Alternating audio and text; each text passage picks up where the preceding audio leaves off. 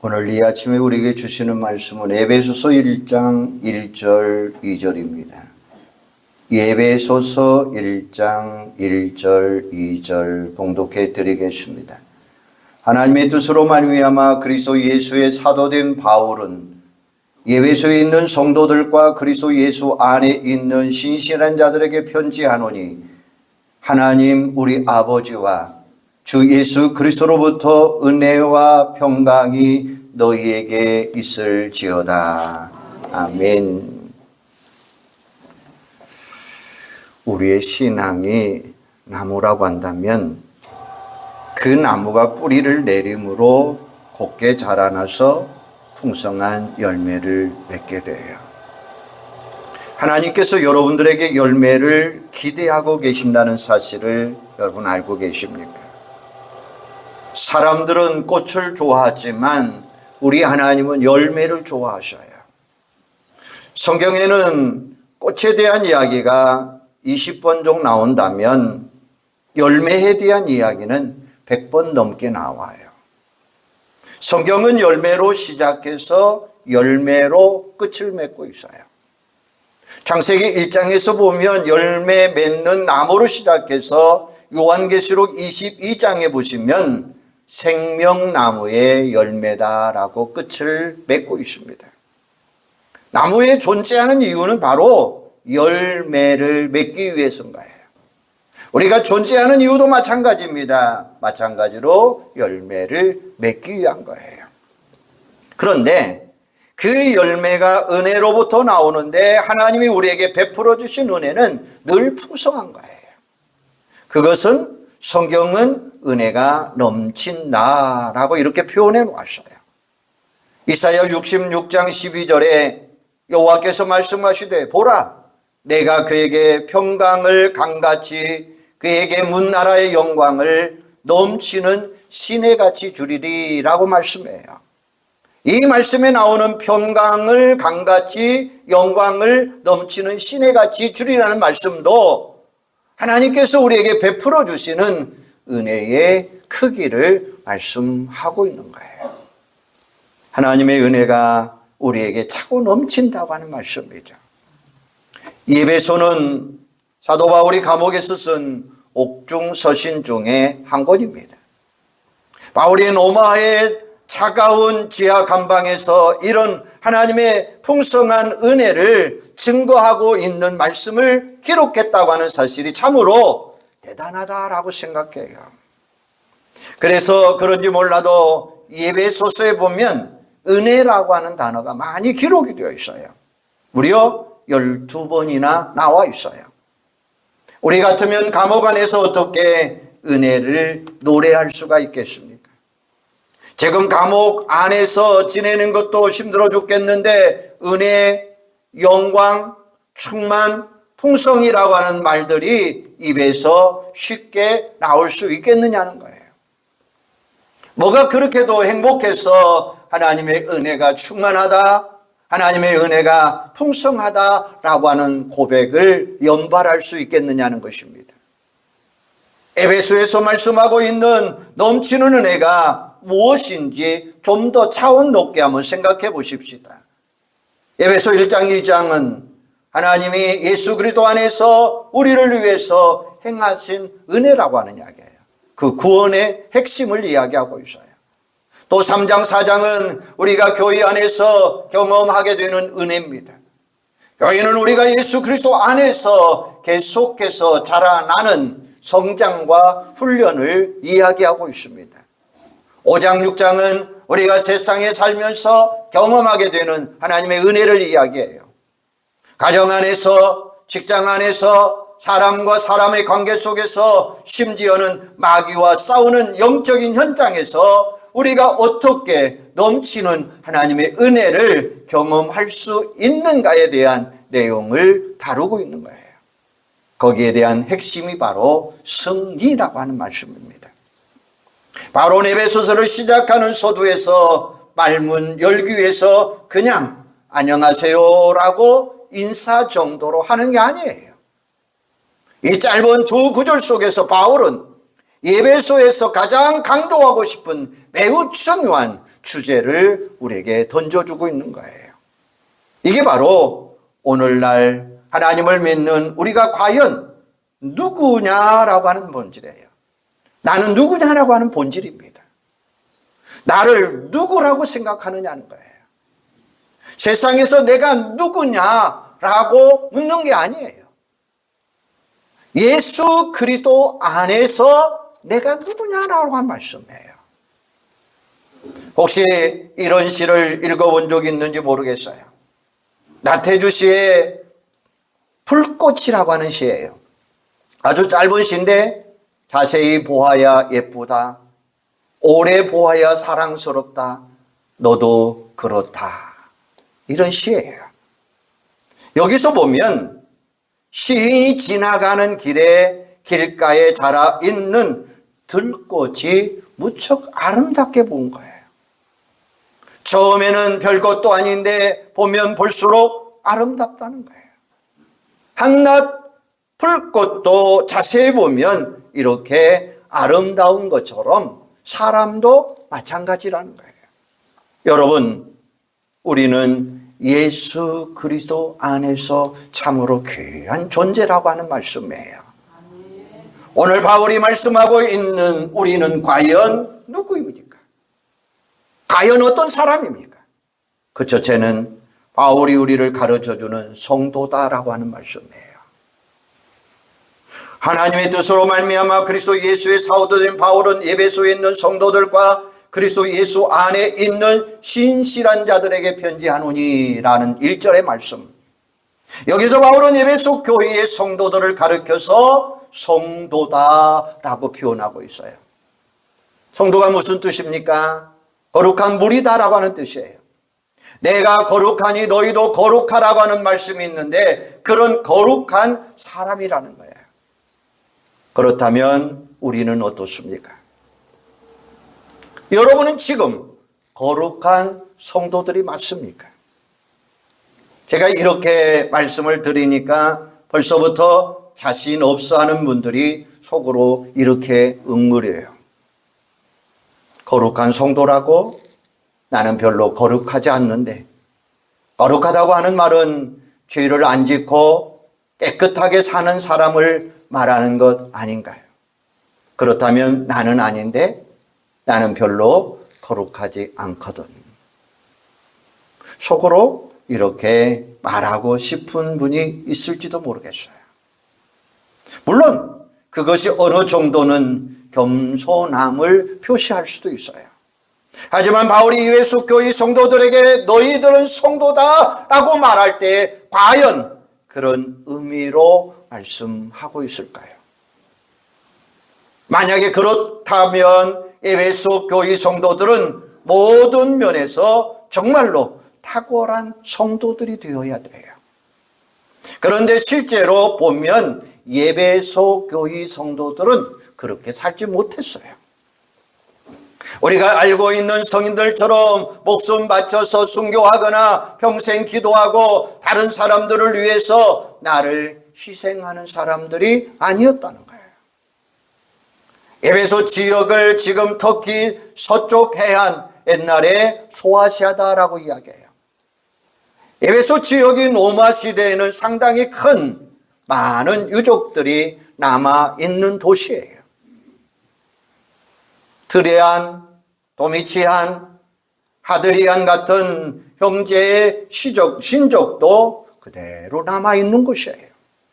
뿐만 아닙니다. 에베소는 소아시아에서 제1의 항구 도시입니다. 에베소 교회 성도들은 바로 그런 타락한 도시에서 살아간 사람들이에요. 그러니 그들이 어떻게 거룩한 삶을 살아갈 수 있겠습니까? 그런데 그런 타락한 도시에 살고 있는 그들을 가르쳐서 바울은 뭐라고 했느냐? 성도다라고 이야기했어요. 바울이 성도다라고 부를 때에는 특별한 사람들을 염두해서 그렇게 말하지 않았어요. 바울이 성도라고 말할 때는 그냥 단순히 예수 믿는 사람들이라는 뜻이에요. 예수 믿는 사람들을 다 성도라고 해요. 맞는 말이죠. 예수 믿는 사람. 우리 삶이 바꿔졌기 때문에 성도가 아니라 우리의 신분이 바꿔졌기 때문에 성도라는 거예요. 사람들은 어느 누구도 거룩하지 않습니다. 다 죄인들입니다. 그런데 하나님께서 그런 죄인인 우리들을 사랑해 주셨습니다. 우리가 하나님을 먼저 사랑한 것이 아닙니다. 하나님이 먼저 우리를 사랑해 주셨어요. 거룩하신 하나님이 죄인된 우리의 죄를 예수 그리스도의 보혈로 깨끗하게 씻어주셨습니다. 그리고 지금은 거룩하신 하나님이 우리 안에 들어와 계십니다. 우리가 거룩한 이유는 나 때문이 아니라 거룩하신 하나님이 내 안에 계시기 때문에 우리가 거룩하다라고 하는 말씀이에요. 거룩하신 하나님이 거룩하지 못한 우리를 있는 그대로 받아들여 주셨기 때문이에요. 그러므로 세상 사람들이 나를 어떻게 생각하느냐 하는 것이 중요한 것이 아니라 하나님께서 나를 어떻게 생각하느냐, 이게 중요하다고 하는 말씀이에요. 그래서 한 번 성도는 영원한 성도라는 거예요. 우리가 예수 믿으면 누구나 다 거룩한 성도들이 되는 것입니다. 이처럼 여러분들은 예수 안에서 다 거룩한 성도인 줄로 믿으시기를 바랍니다. 두 번째는 바울이 우리를 그리스도 안에서라고 이야기하고 있어요. 바울은 우리가 성도인 이유는 한마디로 말해서 예수를 믿는 우리가 성도인 이유는 그리스도 안에 있기 때문에 라는 말씀이에요. 1절 하반절에 그리스도 예수 안에 있는 신실한 자들에게 편지하노니 라고 이야기했어요. 바로 핵심은 우리가 그리스도 안에 있다고 하는 말씀이에요. 그리스도 안에 있다고 하는 말씀이 무엇입니까? 그것은 예수님이 우리 위에 믿음의 전부라고 하는 말씀이에요. 예수님이 우리 삶의 중심이요, 신앙생활이 예수님의 중심이 되어야 된다는 말씀이에요. 여러분, 여기에 대해서 여러분 어떻게 생각하십니까? 이 말이 여러분 당연하다고 생각하십니까? 오직 예수님 없이도 신앙생활을 할 수 있을까요? 예수님과 상관없이 교회 나오고, 예수님과 상관없이 교회 일하고, 예수님과 상관없이 신앙생활 할 수 있느냐는 것입니다. 여기에 대한 답은 충분히 그럴 수 있다는 것입니다. 얼마든지 그럴 수 있다는 거예요. 우리가 처음에는 내가 예수 잘 믿어야지 이렇게 마음에 결심을 하고 신앙생활을 해요. 그러다가 1년이 지나고 2년이 지나면 점점 예수 아닌 다른 것에 관심을 두면서 살아가요. 세상의 명예가, 세상의 감투가 눈에 보이기 시작합니다. 그러다가 결국에는 예수님의 부모들처럼 6월절에 예수님을 예루살렘에 두고 집으로 돌아갔던 것처럼 예수님을 교회로 그대로 두고 돌아가 버립니다. 엠마오 제자들처럼 예수님과 함께 길을 걸으면서도 예수님을 전혀 의식하지 못하고 살아갑니다. 얼마나 안타까운 이야기입니까? 그리스도 예수 안에 있는 이 말은 현재형이에요. 과거에 내가 예수 안에 있었던 것들은 소용이 없습니다. 지금 내가 예수 안에 있어야 된다라고 하는 말씀이에요. 우리는 끊임없이 예수 안에서 살아가야 된다고 하는 사실입니다. 예수님이 나에게 영원한 현재가 되어야 된다라고 하는 말씀이에요. 이게 성도인 우리들의 모습이 되어야 된다라고 하는 말씀이에요. 오늘 나는 어떤 모습으로 살아가고 있습니까? 예수 없어도 살아가고 있어요. 예수 필요 없어요. 교회만 왔다 갔다 할 뿐이에요. 예수 없으니까 말도 함부로 해버립니다. 예수 없으니까 행동도 자기 멋대로 해버립니다. 그리고 교회 오면 경건한 척합니다. 우리는 이 경건한 척을 버려야 돼요. 예수 안에 살아가는 여러분들이 되기를 바랍니다. 종교개혁자 루터를 생각해 보십시다. 이 사람은 불안한 시대 속에 살았어요. 정치적으로, 종교적으로 매우 행복하지 못한 삶을 살았어요. 그들의 예배 의식은 화려했고 수도원을 찾는 사람들은 많이 늘어났어요. 베드로 성당에 알 수 있는 것처럼 많은 사람들이 기부했어요. 그래서 수백 년 동안 아름답고 웅장한 교회들을 지어놨습니다. 겉으로 볼 때는 매우 종교적이었습니다. 하지만 사람들은 여전히 불안한 시대, 두려움 속에 살았습니다.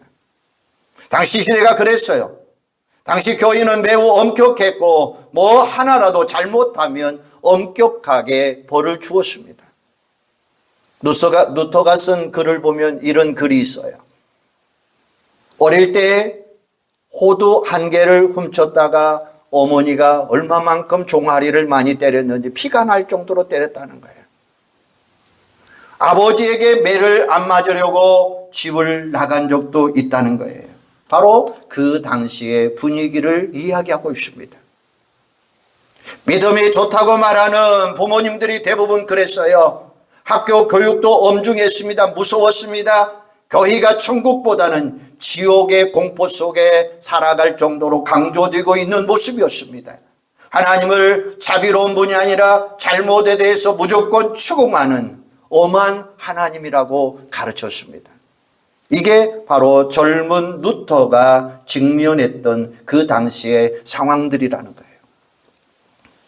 1510년 루터가 로마를 방문한 적이 있는데 로마의 나테란 성당에 가서 28개의 계단을 무릎으로 기어 올라갔습니다. 그 계단은 빌라도 앞에서 예수님이 재판을 받으셨던 계단인데 로마가 이스라엘에게 직접 가져온 것이었습니다. 루터는 기도문을 이어가면서 한 계단 올라갔지만 마음의 변화는 조금도 없었습니다. 그러다가 1513년 가을에 수도원 서재에 앉아서 시편 22편 1편을 읽는데 내 하나님이여 내 하나님이여 어찌 나를 버리셨나니까 어찌하여 나를 멀리하여 돕지 아니하시오며 내 신음소리를 듣지 아니하시나니까 라는 말씀이었어요. 이 말씀이 루터 자신의 비참한 상황을 묘사해 놓고 있었습니다. 그런데 그 순간 깨달음이 왔어요. 시편의 말씀이 자신이 아닌 메시아 예수를 표현하고 있는 말씀이었습니다. 내 하나님이여 내 하나님이여 어찌 나를 버리셨나이까. 이게 바로 예수님이 나를 위해서 죽으셨던 모습이 아닐까라고 하는 그 말씀이 그를 상당하게 어렵게 만들어 놓은 거예요. 죄도 없는 예수님이 어찌하여 이런 고통을 당하셨는가. 그 순간 루터 앞에 나타난 예수님의 모습은 더 이상 무서운 심판자의 모습이 아니라 자신을 위해 십자가에 달려 죽으신 사랑과 자비의 모습으로 발견하게 된 거예요. 그리고 내가 할 일은 내가 하나님을 만족시킬 것이 아니라 하나님이 예수를 통해서 우리에게 가져다 주실 믿음의 자신 속에서 깨달음을 갖게 된 거예요. 바로 그 순간 루터는 종교개혁을 시작하게 되었다라고 하는 말씀이에요. 바로 어디에서 나왔느냐? 오직 은혜, 오직 믿음, 오직 성경, 그리고 예수 그리스도였다고 하는 사실입니다. 여러분, 이것이 바로 오늘 바울이 말한 예수 그리스도 안에서라는 거예요. 여러분은 지금 예수 안에 거하고 계십니까?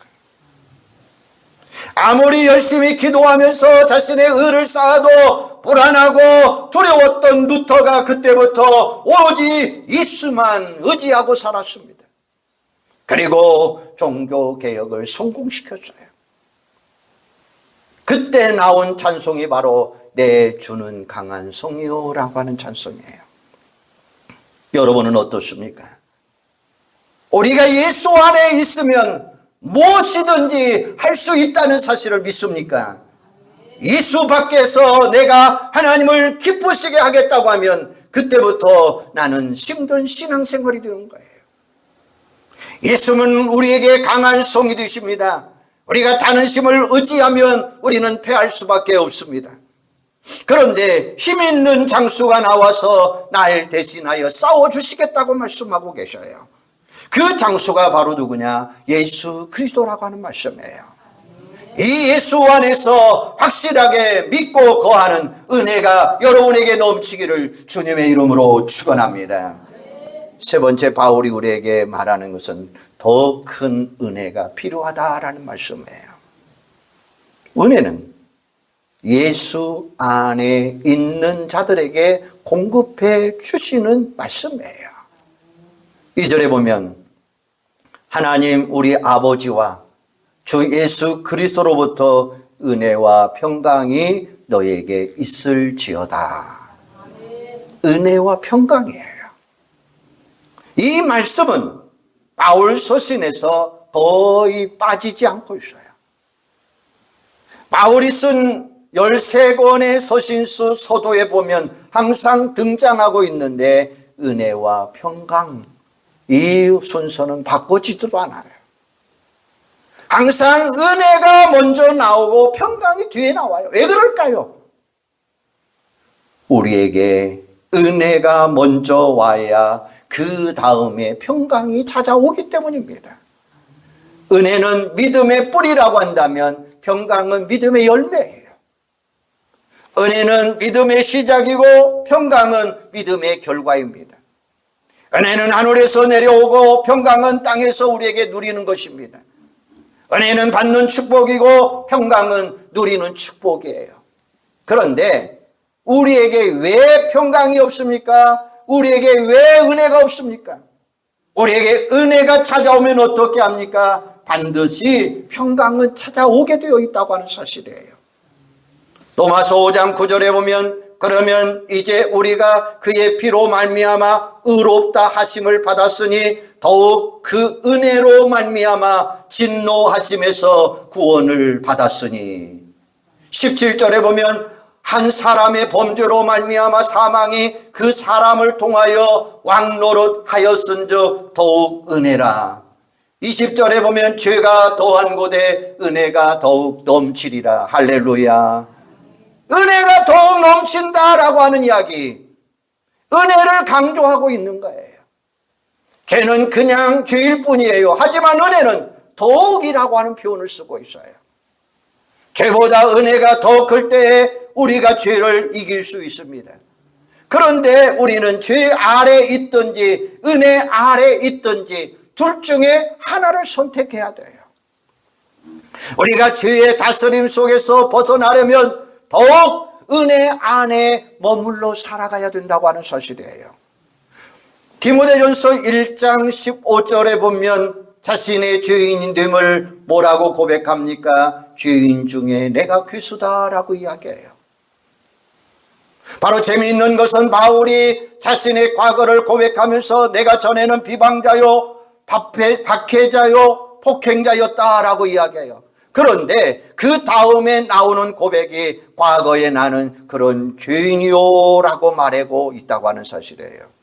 그런데 바울이 우리에게 말하고 있는 죄인 중에 내가 괴수다라고 하는 이 말은 과거에는 내가 예수를 핍박했던 사람이지만 지금은 나도 예수 안에 있지만 나는 죄인임을 더욱더 강조하고 있는 거예요. 그런데 더 중요한 것이 바로 여기에 있습니다.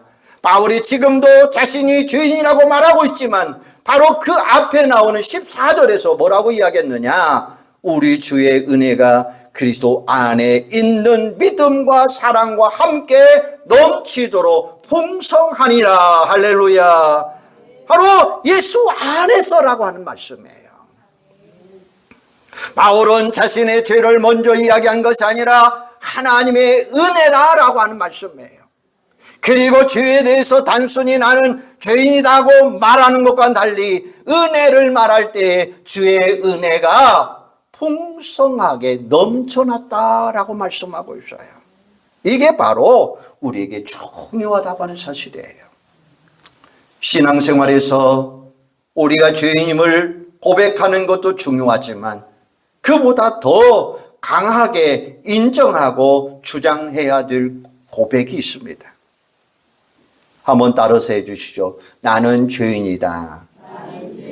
그러나 하나님의 은혜는 더 풍성하다. 나는 지금도 죄인이다. 그러나 예수 안에 있는 나에게 하나님의 은혜는 옛날이나 지금이나 넘치도록 풍성하다. 이런 고백이 있어야 돼요. 다시 한번 합니다. 나는 죄인이다. 그러나 하나님의 은혜는 더 풍성하다. 나는 지금도 죄인이다. 그러나 예수 안에 있는 나에게 하나님의 은혜는 옛날이나 지금이나 넘치도록 풍성하다라고 하는 고백이 오늘 여러분의 고백이 되기를 주님의 이름으로 축원합니다. 이게 바로 넘치는 은혜예요. 이런 넘치는 하나님의 은혜가 오늘 우리에게 반드시 필요하다고 하는 사실입니다. 우리가 이런 넘치는 하나님의 은혜를 더욱 사모하면서 살아가시기를 바랍니다. 어떤 만화에 나오는 이야기예요. 할아버지하고 손자가 장기를 둡니다. 손자가 할아버지에게 매번 집니다. 그러자 손자가 말해요. 할아버지, 재미없어요. 맨날 지니까요. 그러자 할아버지가 대답합니다. 그럼 할아버지가 져주랴? 항상 이기면 너는 배우지 못해. 손자가 말합니다. 할아버지, 난 아무것도 배우고 싶지 않아요. 그냥 이기고만 싶어요. 그때 할아버지가 이기고 싶다고 이기는 것보다 더 중요한 것이 배우는 것이야. 지더라도 배우면 그것이 바로 이기는 것이다 라고 말을 해 주었다는 만화가 있어요. 사랑하는 여러분, 올 우리는 이 가을 여러분이 하나님의 은혜를 넘치도록 받아서 우리의 믿음이 더욱 쑥쑥 자라나면 좋겠어요. 그러기 위해서는 우리가 성공보다는 성장을 더 원하고, 성장을 위해서는 넘치는 하나님의 은혜를 간절하게 사모하시기를 바랍니다. 이런 넘치는 하나님의 은혜가 우리 모두에게 넘치도록 일어나기를 주님의 이름으로 축원합니다. 제가 저번 월요일 날 광주 야구장을 한번 갔어요. 어느 목사님 딸이 초청을 했어요. 야구장에 한번 오라고. 근데 야구장에 가니까 이 젊은 사람들이 얼마나 활기가 넘치는데 힘이 나는지 모르겠어요. 제가 야구장에 간 지는 한 20년 만에 간 것 같아요. 근데 가서 보면서 느낀 것이 뭐냐. 그냥 응원하고 움직이고 활기나게 넘치는 그 풍성함을 봤어요. 여러분, 우리도 하나님의 은혜로 풍요로움을 느껴야 될 줄로 믿습니다. 하나님의 은혜로 영광의 축복이, 평강의 축복이 오늘 여러분에게 넘치기를 바랍니다. 이 가을에 풍요로운 것처럼 우리 온 성도들이 가을의 물질의 풍요로움을 느낄 뿐만 아니라 하나님의 은혜의 풍요로움을 느껴야 살아갈 수 있다고 하는 사실이에요. 이 풍요로움이, 이 풍성함이 우리 온 성도들에게 넘치기를 주님의 이름으로 축원합니다. 기도하겠습니다. 하나님, 오늘 사도 바울을 통해서 우리에게 말씀하고 계십니다. 사도 바울을 통해서 우리에게 주신 말씀처럼 우리는 언제나 하나님 성도라고 하는 사실을 기억하게 하여 주시옵소서. 그래서 우리는 그리스도 안에서 아름다운 삶을 사는 자들이 되도록 성령님 주관하여 주시기를 원합니다. 오늘 우리에게 주시는 바울의 더 큰 은혜를 누리며 살아가게 하여 주시옵소서. 은혜는 믿음의 뿌리라고 한다면 평강은 믿음의 열매입니다. 은혜는 믿음의 시작이요 평강은 믿음의 결과입니다. 은혜는 하늘에서 내려오고 땅에서 평강을 우리에게 누리게 되는 줄로 믿습니다. 은혜 받고 축복받고 평강을 누리는 축복 속에서 온 성도들이 풍요로움을 느끼게 하여 주시옵소서. 그래서 성장에 넘치는 하나님의 은혜가 간절하게 사모하게 하여 주시고 넘치는 하나님의 은혜가 우리와 함께 하도록 축복하여 주시옵소서. 예수님의 이름으로 기도하옵나이다.